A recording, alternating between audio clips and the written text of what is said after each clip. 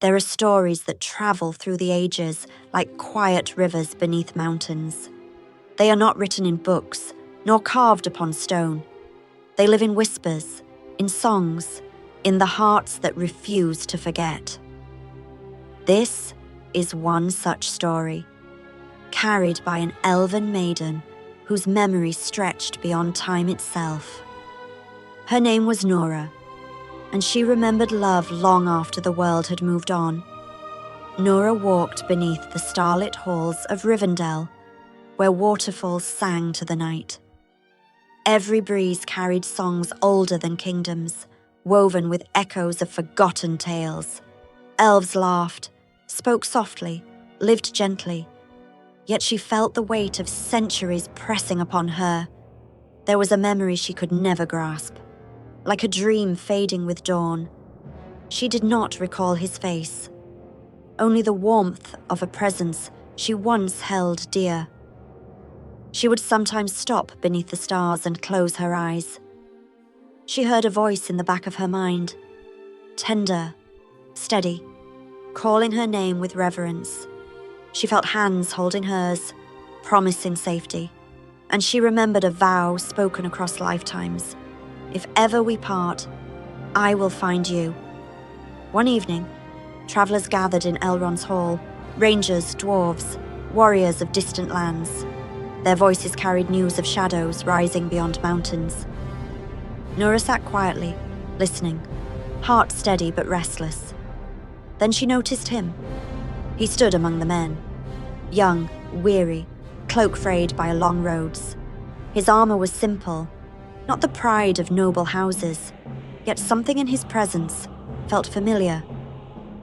When his eyes lifted, the world seemed to pause. Noorah forgot to breathe. There was a heartbeat in her chest that did not belong to the present moment. He bowed slightly when their gazes finally met. "My name is Aaron," he said, voice low, almost shy. The sound of it struck her like a bell ringing across ages. She had never heard it before, and yet everything inside her recognized it. They spoke later beneath the arching trees. He asked about the stars, the rivers, the songs of elves. She listened to his stories of wandering lands and abandoned roads. He carried loneliness the way others carried weapons, quietly, out of sight. At night, when she dreamed, she saw another battlefield. She ran through smoke, calling his name, though she could never hear the sound of it. She saw his silhouette fade into light, and she woke with tears upon her pillow. If this story has already touched your heart, leave a rose in the comments so I know you're here, and subscribe for more tales of love and destiny from Middle-earth, because your presence keeps stories like this alive. Rumors spread of a gathering darkness beyond the mountains. Rangers were summoned, swords sharpened, oaths renewed. Aaron was chosen to ride with them. Noorah felt the chill long before the wind turned cold. "I feel as if I've left you before," Aaron confessed softly. Noorah trembled, unable to answer truthfully. He reached out, hesitant, and their fingers intertwined like they had done this countless times. "I will return," he vowed. He rode away, and the world became quieter. Seasons turned, leaves fell, snow melted, rivers swelled again. Noorah wandered the gardens alone. She spoke to the stars as though they might answer. Sometimes she felt him, wounded, afraid, walking through darkness. She placed a hand over her heart. "Follow the light," she whispered. "Find your way back.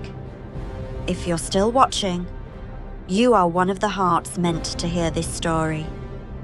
Comment, "Still listening," and subscribe so you don't miss what comes next.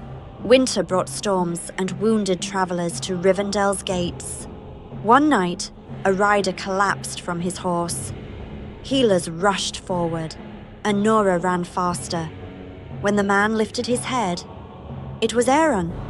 His body bore scars, but worse was the emptiness in his eyes. He stared at Noorah as though seeing a stranger.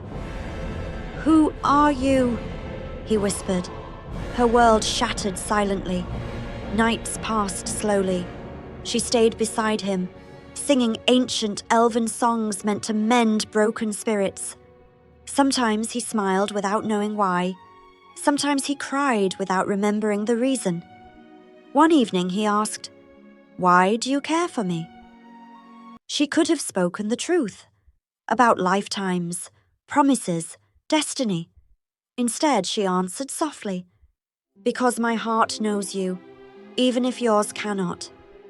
War called again. The council warned Noorah to stay, to preserve her immortal life. But she looked at Aaron and saw not mortality, but meaning. "I ride with him," she said. Elrond spoke with sorrowful wisdom. "The path ahead asks a price." Noorah bowed her head. "Then let my love be the offering."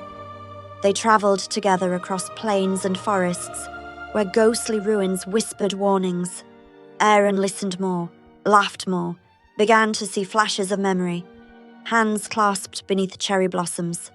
A kiss stolen beside a river of gold.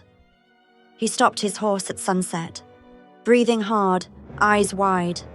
"Noorah, I have loved you before." Her tears shone like jewels.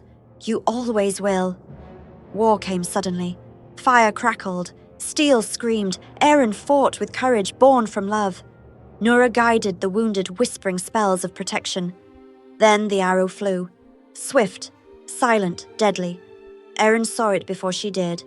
He stepped between death and the woman he loved. She held him as the world blurred into grief. Blood warmed her trembling hands. He smiled softly, not afraid, but peaceful. "I remember everything, every lifetime." "Then stay," she begged through tears.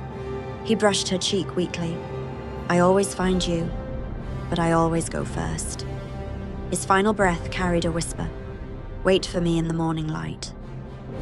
The darkness was defeated, but within her, the ache remained. Noorah returned to Rivendell carrying love and loss in equal measure. She no longer waited with despair, but with faith. Because love had proven itself across lifetimes. Some nights, as starlight touched the leaves, she heard his voice again. Not in pain, not in farewell, but in promise.